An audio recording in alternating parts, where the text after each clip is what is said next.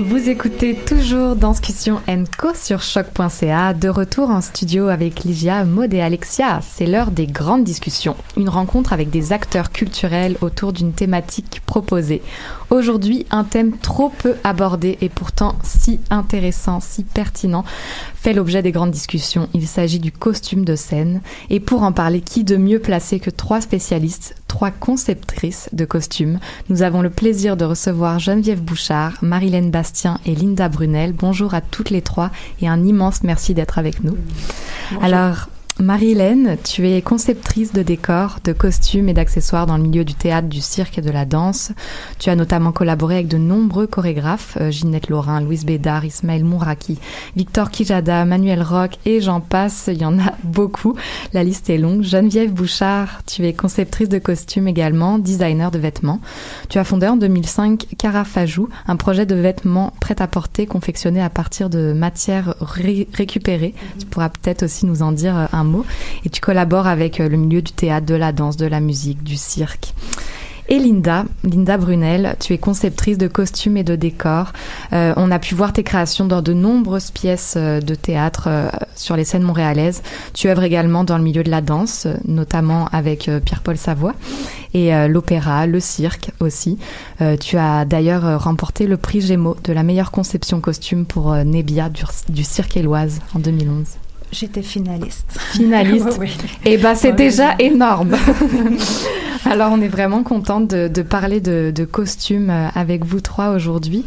D'abord, ma curiosité me pousse à vous demander qu'est-ce qui vous a amené à cette profession, à faire de la conception de costumes et de décors également. Alors, qui veut se lancer? On doit avoir chacun nos histoires qui nous ont amenés là. Faut que je parle du micro. Alors, Geneviève Bouchard. Moi, j'ai commencé avec la mode. Ouais. Puis c'est la vie qui m'a amenée au costume. On était co-designer d'une ligne de vêtements environnementale.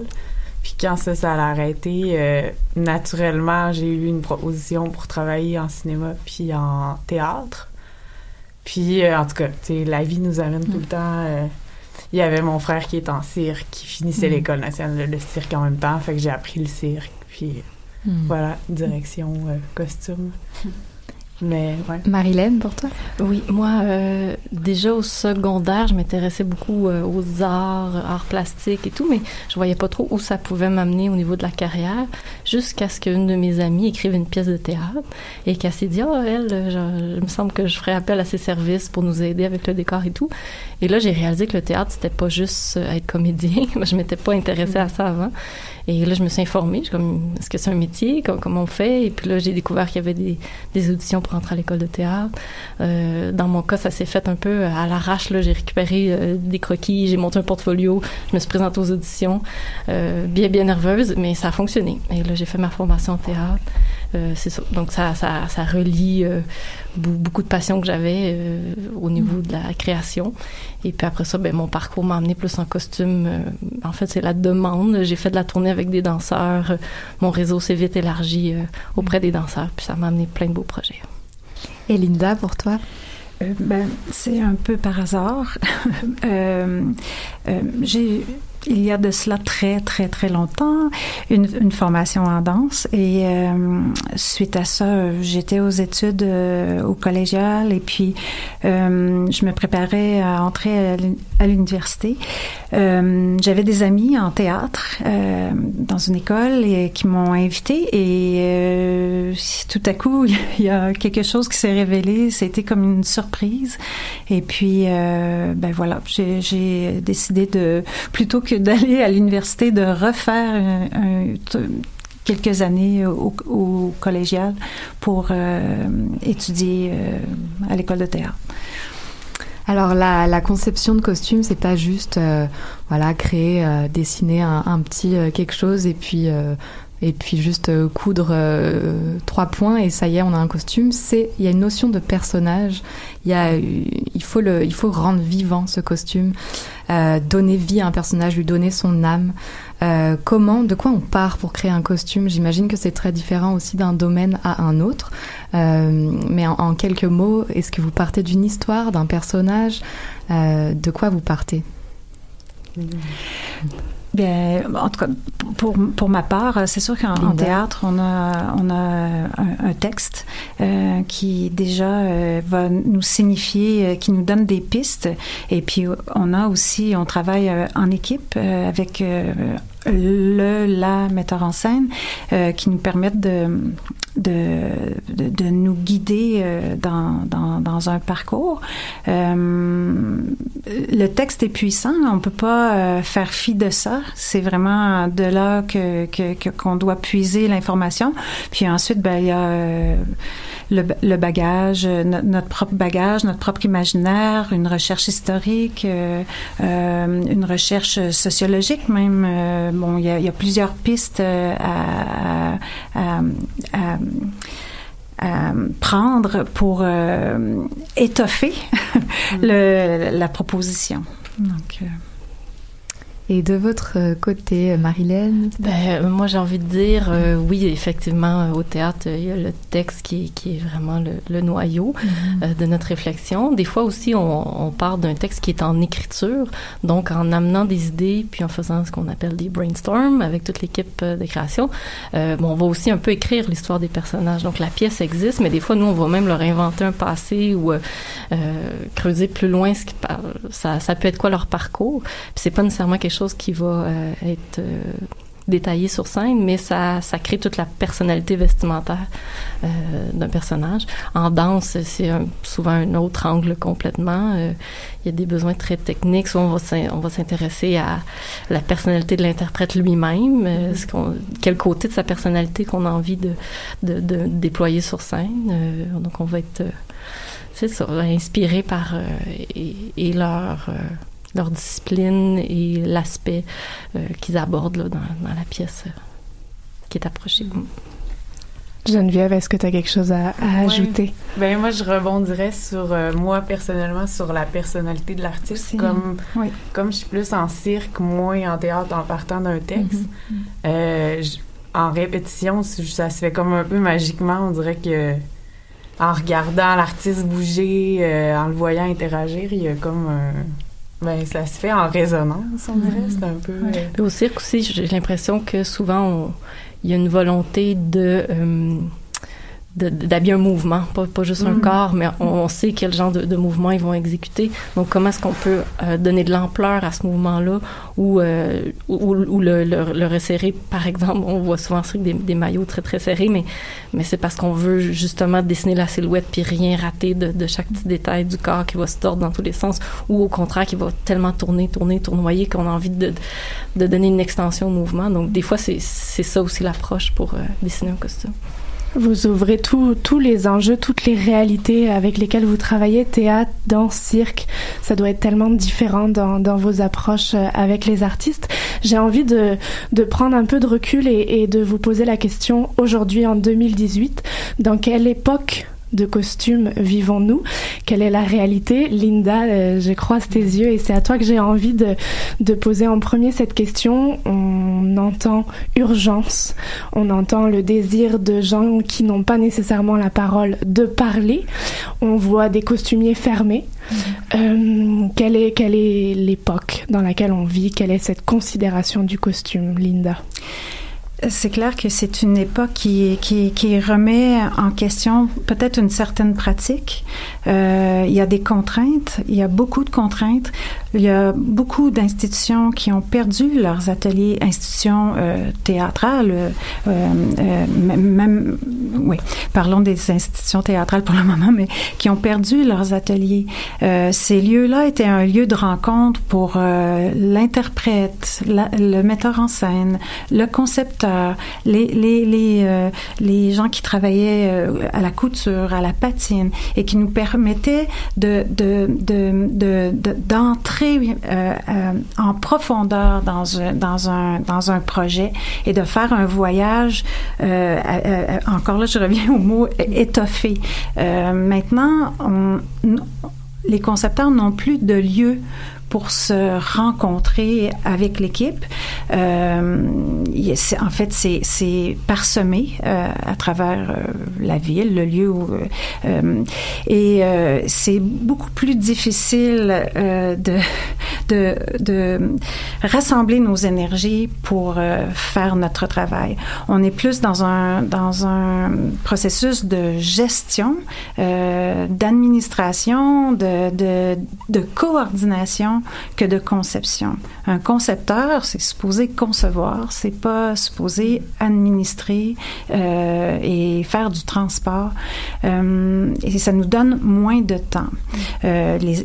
Comme je vous dis, certaines institutions ont fermé leurs ateliers parce qu'on a mis les énergies. C'est sûr que dans tous les départements, il y a des problèmes financiers, budgétaires, mais donc, le choix des institutions, c'était d'économiser en fermant les ateliers. Et après, là, ça fait quelques années que c'est particulièrement complexe. D'ailleurs, il y a des ateliers de Radio, quand on a entendu parler de Radio-Canada. Merci, il y a eu un tollé et puis on a pu sauver tout ce patrimoine-là. C'est vraiment important et Dieu merci.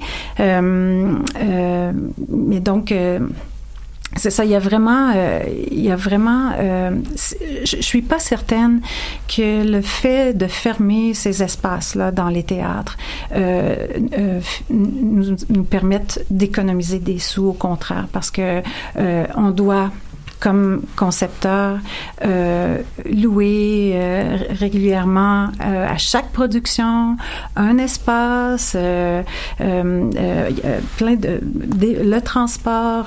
Donc, il y a quelque chose qui se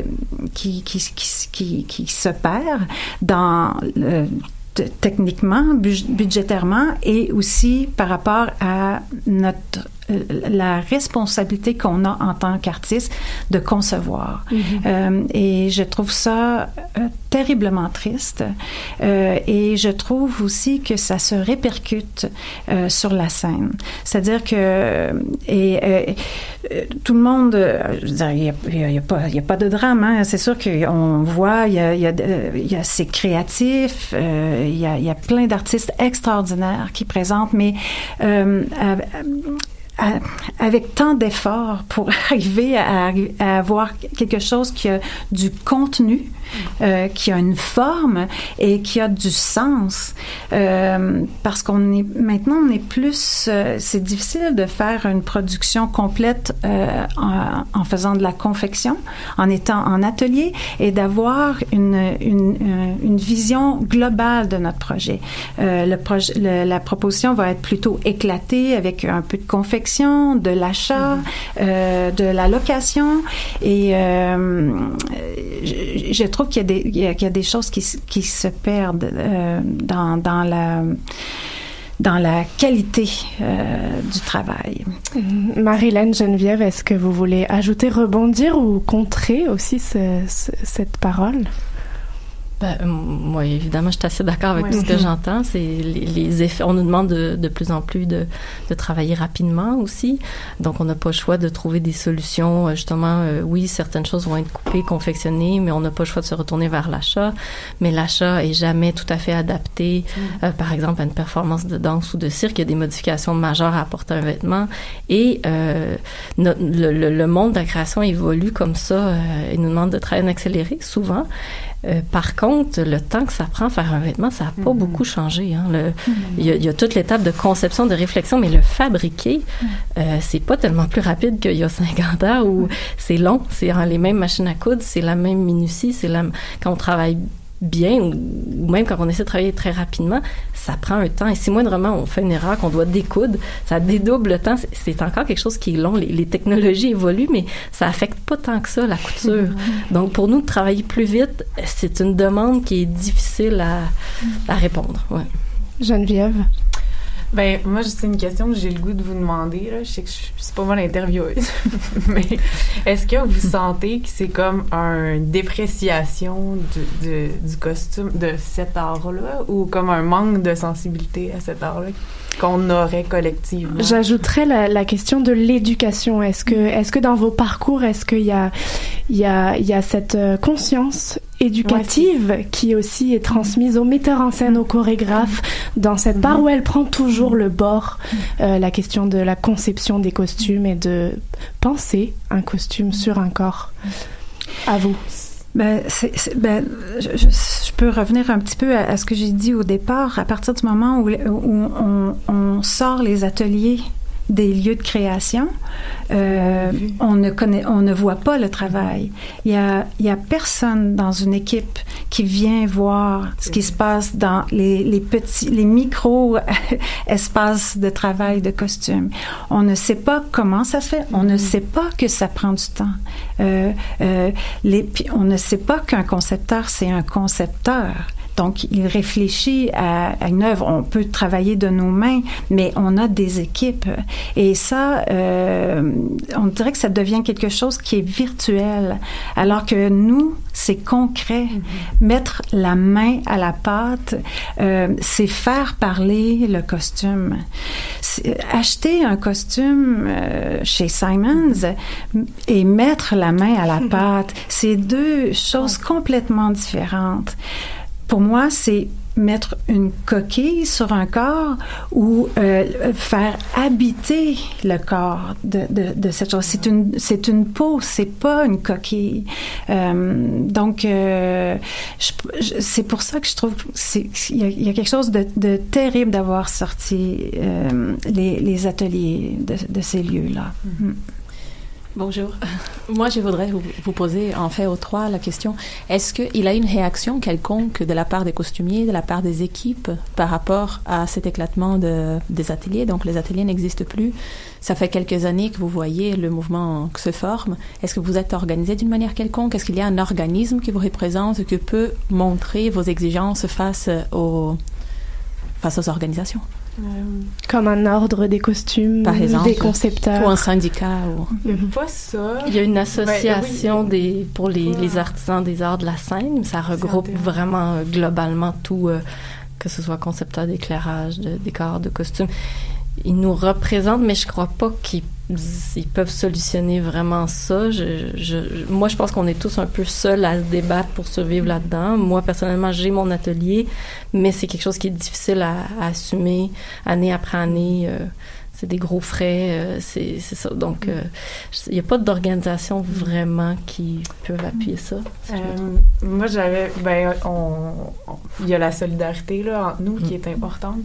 Puis, à un moment donné, je l'avais senti, moi, ce besoin-là je connais même pas les autres costumières, tu sais, Marilyn et moi, on se connaît, mais... Puis j'en parlais avec une costumière que j'ai rencontrée dans un spectacle de cirque, puis on a parti Costume Montréal, qui est un groupe Facebook, mais au moins qui nous permet de se parler entre nous, de communiquer nos questions, nos urgences de recherche de solutions. C'est pas un syndicat, c'est vraiment... Mais c'est un espace de discussion, déjà. Ouais. Justement aussi on parlait hors onde juste avant avec Marilyn qu'on trouvait ça étonnant que y ait pas de formation qui soit donnée sur le costume en danse. Il y en a en théâtre, mais en danse à aucun moment on nous parle de ça. Qui est assez anormal. Oui, on parlait de ça justement parce que Geneviève et moi, dernièrement, on avait l'envie de créer un cours ou peut-être combler ce besoin-là parce que, moi, je suis passée par l'école de théâtre, donc, et les interprètes et les concepteurs, on se côtoie tout au long de notre cheminement d'études. On partage même certains cours plus théoriques. Donc, on voit très, très bien le cheminement des deux volets du travail de soit interprète et concepteur, mais que ce soit au cirque ou en danse, les écoles spécialisées qui forment les danseurs ou qui forment les circassiens ont pas d'étudiants en conception, donc ils se côtoient pas entre étudiants, et quand ils arrivent sur le marché du travail, ils n'ont aucune idée de ce que c'est notre métier, puis en même temps on va être appelés à travailler ensemble, donc c'est sûr que ça serait intéressant qu'ils en sachent plus sur tous les métiers satellites autour de la création d'une œuvre de scène. Linda? Bien, c'est sûr que c'est intéressant parce qu'il y a des approches différentes. Par contre, on appelle les écoles des écoles de théâtre, mais en fait, c'est école des arts vivants. Donc, ça inclut tous les arts de la scène et dans ces écoles-là, c'est une formation, je dirais, générale. Après ça, c'est vrai qu'il y a des aspects, que ce soit pour le cirque ou pour la danse, qui sont différents et qui sont liés à la technique, aux technicalités du costume, aux exigences, au fait qu'un acrobate, quand il va être sur son trapèze, ses muscles vont prendre de l'expansion. Il y a toutes sortes d'avenues. Je crois que les écoles de théâtre, peut-être, en fait, que les écoles de théâtre devraient s'appeler des écoles des arts vivants. Ça me vient en tête en ce moment. Avec peut-être justement des gens, des professeurs qui ont des expertises et qui viennent. Ça serait très intéressant et très stimulant, je trouve. Oui, effectivement, parce que moi, j'ai parlé des interprètes qui connaissent pas nos métiers, mais effectivement, que c'est sur le tas qu'on apprend à habiller aussi d'autres disciplines qu'on n'a pas eu la chance de côtoyer à l'école de théâtre non plus. J'ai envie de jouer à la spectatrice. J'ai envie de m'imaginer dans les salles de théâtre, les salles de danse, les salles de cirque, et j'ai envie de me dire comment je reconnais la touche Linda Brunel, comment je reconnais celle de Marilène et celle de Geneviève. Est-ce que vous êtes capable d'identifier quelle est votre signature? Est-ce qu'on peut avoir sa propre signature d'année en année, d'œuvre en œuvre quand on est conceptrice de costumes. Alors, Linda, avec quelques années, quelques collaborations, est-ce qu'il y a quelque chose qui te tient à cœur dans la conception de costumes? Si vous posez cette question-là de cette façon-là, je vais dire oui, il y a des choses qui me tiennent à cœur. Je suis fascinée et passionnée par la matérialité, la matière. Pour moi, ça parle. Je vais démarrer un projet en choisissant les matières et non pas en dessinant. Je lis une pièce, je vais travailler avec une équipe d'art vivant et tout de suite, c'est la matière qui va me venir en tête. On va travailler avec ce matériau-là, on va l'exploiter, qu'est-ce qu'il peut dire, comment il va tomber, comment il va construire le corps. Donc, peut-être que ce serait ça. Mais je dis tout le temps que j'ai pas de signature parce que je suis aussi, j'ai envie en fait. Peut-être que ça se peut, peut-être que c'est faux, mais mon désir, c'est vraiment de servir un projet et donc de prendre des tangentes, de pas signer quelque chose, d'être à l'écoute, d'être investi et impliqué dans le projet et ça me met en retrait, en fait, pour vraiment faire entendre, faire apparaître ce qu'il y a dans le texte et puis ce que la personne qui nous guide a envie de dire. Et aussi les interprètes. Je pense que tout ce qu'on a nommé tantôt par rapport à le cirque, on va travailler avec l'artiste, la danse, qu'on peut travailler avec l'espace, avec l'extension du corps, tout ça, peu importe le projet, je pense que tout ça peut entrer, que ce soit en théâtre, en danse, en cirque, en opéra. Il faut, on est des espèces de pieuvres avec de multiples tentacules et il faut, notre spectre est large. Il englobe beaucoup de choses. J'ai envie de créer dans ce mouvement hashtag, j'ai envie de créer ce hashtag nous croyons aux concepteurs de costumes et on en a clairement besoin. Geneviève, designer de vêtements, conceptrice de costumes, est-ce qu'on a une petite touche de créatrice qu'on peut reconnaître au travers des créations? Moi aussi j'aime servir l'œuvre. Mais j'ai l'impression, en tout cas, de ce que j'ai l'impression, c'est qu'on peut le sentir puis reconnaître dans mes lignes, dans mon... C'est un peu abstrait à expliquer, en fait, mais je sais que ça, c'est un trouble que j'ai dans ma tête, mais les lignes qui coupent à des endroits que c'est pas justifié, ça me bug. Fait que je pourrais dire que c'est des lignes continues qui suivent le mouvement du corps. Ça peut être un point.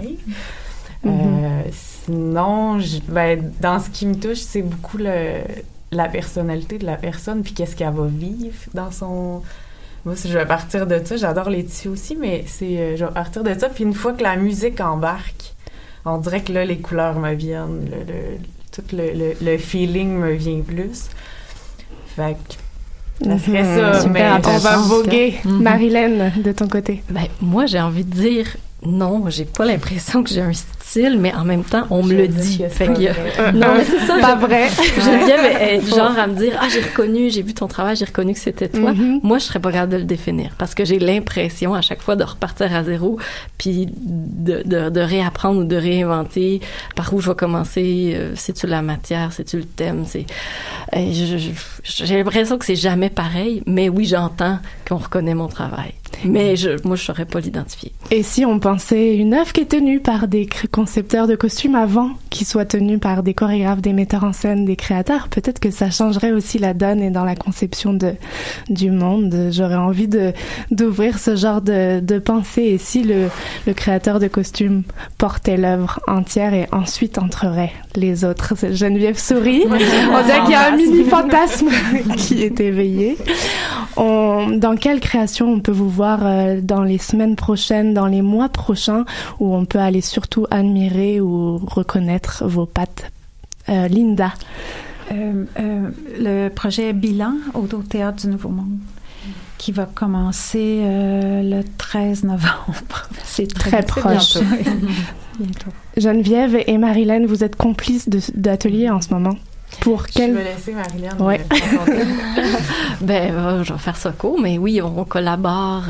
Geneviève a accepté de couper et coudre des projets de conception sur lesquels je travaillais. Et comme elle est elle-même conceptrice, c'est sûr que on se consulte aussi beaucoup dans la création. Puis là, en ce moment, on est vraiment dans l'embryon d'une grosse création. Donc, toutes les deux, on est impliqués sur le projet Seul Ensemble. Avec Serge Fiori. On est là-dessus en ce moment. Sinon, dans un futur plus proche, il va y avoir une création avec Destin Croisé, Oz. Pour ma part, il y a aussi avec le Théâtre des Deux Mondes, Les Inventions à deux voix, qui est une création. J'ai fait décor, costume. Vous allez pouvoir ça sous peu. Geneviève, une ligne de vêtements? Ouais, ça, c'est quelque chose qui se mijote. Puis, sinon, la dernière création que j'ai faite, c'est avec les 7 doigts de la main réversible qui est en tournée depuis 1 an et demi. Puis, je suis avec Marilyn en ce moment. On va suivre ça de près. Merci énormément à toutes les trois d'avoir été avec nous aujourd'hui pour parler des réalités du costume de scène.